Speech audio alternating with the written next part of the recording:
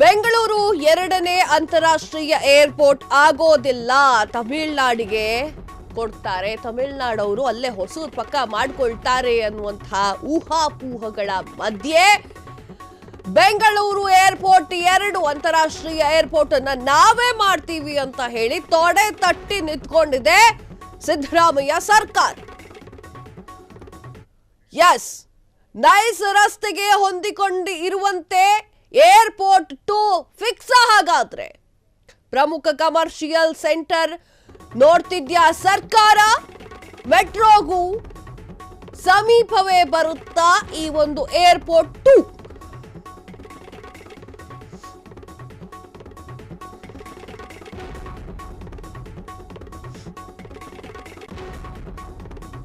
ಬೆಂಗಳೂರಿನ ಆಯಕಟ್ಟಿನ ಜಾಗದಲ್ಲಿ ಸ್ಥಳ ನಿಗದಿ. ಹಾಗಾದ್ರೆ ಬೆಂಗಳೂರಿನ ಎರಡನೇ ಏರ್ಪೋರ್ಟ್ ಎಲ್ಲಾಗುತ್ತೆ? ನೆಲಮಂಗಲ ಟು ಕುಣಿಗಲ್ ರಸ್ತೆಯ ಒಂದೇ ಕಡೆ. ಕನಕಪುರ ರಸ್ತೆಯಲ್ಲಿ 2 ಕಡೆ ಸ್ಥಳ ನಿಗದಿ ಮಾಡಲಾಗಿದೆ. ಈ 3 ಸ್ಥಳಗಳ ಬಗ್ಗೆ ಸರ್ಕಾರ ಪರಿಶೀಲನೆಯನ್ನ ನಡೆಸ್ತಾ ಇದೆ.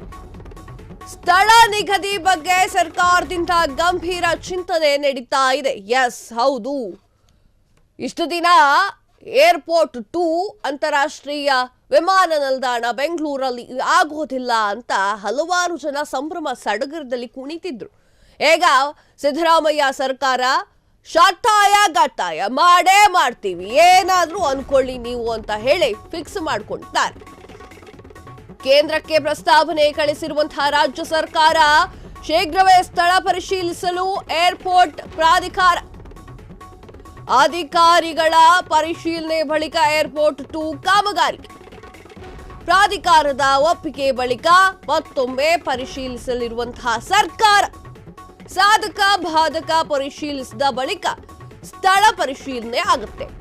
ಬೃಹತ್ ಕೈಗಾರಿಕಾ ಸಚಿವ ಎಂಬಿ ಪಾಟೀಲ್ ಅವರು ಹೇಳಿಕೆಯನ್ನ ನೀಡಿದ್ದಾರೆ. ಎಸ್, ಬೃಹತ್ ಕೈಗಾರಿಕಾ ಸಚಿವರು ಎಂಬಿ ಪಾಟೀಲ್ ಅವರು ಒಂದಿಷ್ಟು ಎಕ್ಸ್ಪ್ಲನೇಷನ್ ಕೊಟ್ಟಿದ್ದಾರೆ. ಸಾಧಕ ಬಾಧಕಗಳನ್ನ ಪರಿಶೀಲನೆ ಮಾಡಿದ ಬಳಿಕ ಏರ್ಪೋರ್ಟ್ 2 ಆಗುತ್ತೆ.